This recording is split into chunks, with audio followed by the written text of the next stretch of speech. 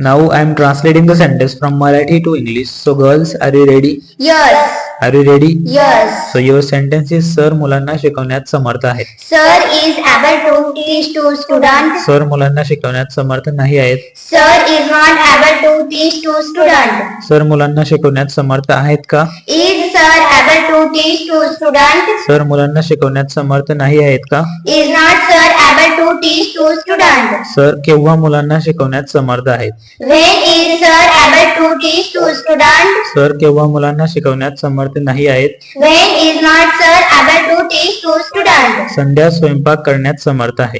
Sandhya is able to cook. संध्या स्वयंपाक करण्यात समर्थ नाही आहे. Sandhya is not able to cook. संध्या स्वयंपाक करण्यात समर्थ आहे का? Is Sandhya able to cook? संध्या स्वयंपाक करण्यात समर्थ नाही आहे का? Is not Sandhya able to cook? संध्या केव्हा स्वयंपाक करण्यात समर्थ आहे?